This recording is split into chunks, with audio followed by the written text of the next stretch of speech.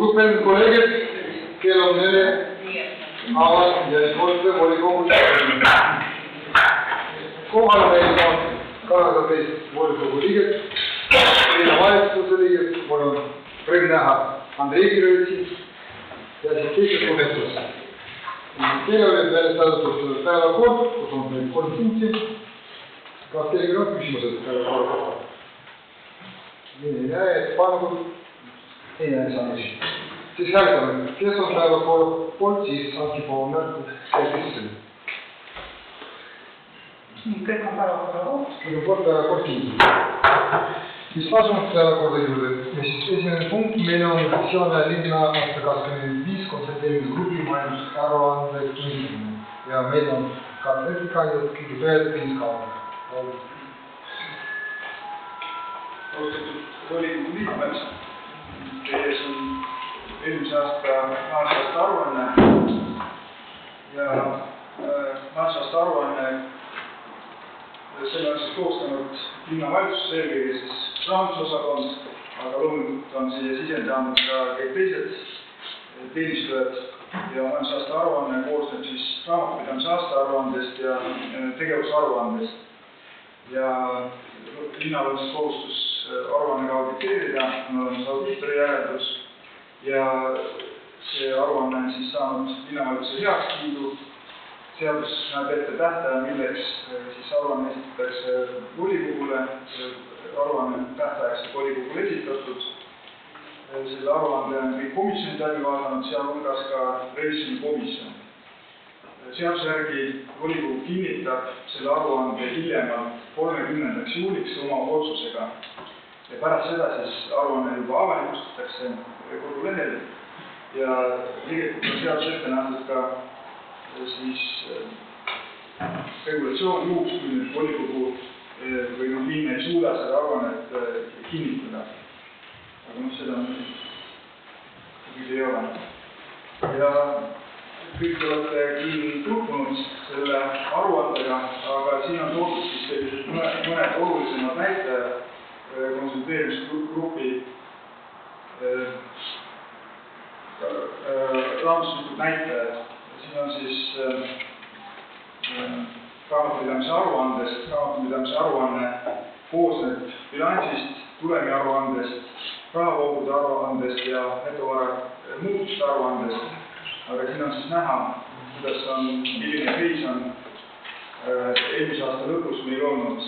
Varasid on siis 55 miljoni eest, varade maht on natukene kasvanud, kohustuste maht on natukene vähenenud, netovara maht on ka võrreldes eelmise aastaga natukene suurenenud ja tegevustulud siis peaasjalikult maksutulud on natukene suurenenud ja tegevustulud loomulikult suurenenud, eelkõige siis tööjõukulud ja siis ka seoses näiteks käibemaksuga suurenenud kulud. Tulem oli positiivne ja investeeringute maht oli ka märkimisväärne eelmisel aastal. Ja majandusaasta aruande teine osa on tegevusaruanne. Tegevusaruandes on eraldi suur osa arengukava täitmise aruanne. Seal on päris põhjalikult kirjeldatud eelmise aasta tegevusi. Siin slaidil on välja toodud sellised olulisemad investeeringud ja tegevused. Ma ei hakka neid üle kordama. Aga jah, siin võib-olla suurematest investeeringutest oli Pallari tänava rekonstrueerimine ja siis mis selles aastas edasi läksid, oli siis staadioni remont ja Viru-Puiestee remont. Ja konsolideerimisgrupp siis tähendab seda, et lisaks linnale on siia arvestatud ka 2 äriühingu ja sihtasutuse Sillamäe haigla majandusnäitajad ja ka need aruanded on auditeeritud ja kinnitatud. Neid andmeid siis te näete selles konsulteeritud majandusaasta aruandes. Lisaks tegelikult osaleb linn ka sihtasutuses Vaivar kalmistud. Vaivar kalmistute eelmise aasta tulem oli samuti positiivne ja linn osaleb ka erinevates mittetulundusühingutes Ida-Virumaa Omavalitsuste Liit, Eesti Linnade ja Valdade Liit, aga neid siis siin ei ole toodud, kuna meie liikmesuse osalus on seal alla 50%. Eraldi osa, mis seadus ette näeb, on siis sisekontroll ja finantsriskide juhtimine, mis on aruandes ära kirjeldatud. Seal on näidatud üldisemalt siis protseduurireeglid, mis meil on, kuidas meil on siis pädevused jagatud, et meil on kirjeldatud mingid kontrolliüksused, me teeme riskide hindamisi, koolitusi töötajatele ja siis, mis puudutab siis finantsriskide juhtimist, siis on seadus toodud erinevad finantsilised näitajad, mida siis linn järgib ja komisjonides on teile siis ka näidatud, et linn neid siis täidab. See on näiteks netuvõlakoormus ja siis nõuded tulemine. Ja eraldi on välja toodud eelarve täitmise numbrid. Siin on siis ka nad korratud selle slaidil, et põhitegevuse tulud olid eelmine aasta kokku siis natuke üle 20 miljoni, kulud siis kuskil 17,5 miljonit ja see vahe on siis põhitegevuse tulem 2,6 miljonit positiivne ja investeerimistegevus siis eelmine aasta põhivara müügi osas õnnestus täita 120%, seda plaanis ületada ja siis investeeringute osas sai täidetud umbes 2/3 siis ette nähtud mahust, aga siis need objektid, suured objektid, mis pooleli jäid, need on siis edasi sellesse aastasse. Laenu eelmine aasta linn ei võtnud, aga tagastas 1,6 miljonit laenu ja eraldi on välja toodud ka andmed reservfondi kasutamise kohta. Et see oleks minu poolt kõik, kui on küsimusi, siis proovime neile vastata. Tänan, aga enne küsimusi siis tavapäraselt mina annaksin sõna siis meie revisjonikomisjoni esimehele, et ta peaks oma ettekandega, kes siis täna esimene küsimus.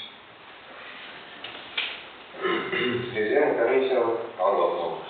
Võttes kokku linna 2025. aastal tegevuse revisjonikomisjon leidub konsolideerimisgrupi majanduse aasta aruanne, kas kajastab olguselt grupi konsolideeritud finantseisendud teguda 31.2025 ning sellest päeval lõppenud majandusaasta konsolideeritud finantstulemus, konsolideeritud rahavoogusid ja konsolideeriva üksuse eelarve täitmine koos Eesti finantsaruande uue standardiga. Linna eelarve rahalisi vahendeid on aasta keskel kasutatud vastavalt sihtotstarbele ja kinnitatud eelarvele. Eelarve täitmisel on linnavalitsuse rahanduse osakond juhindunud oma tegevuses linnavolikogu otsusest.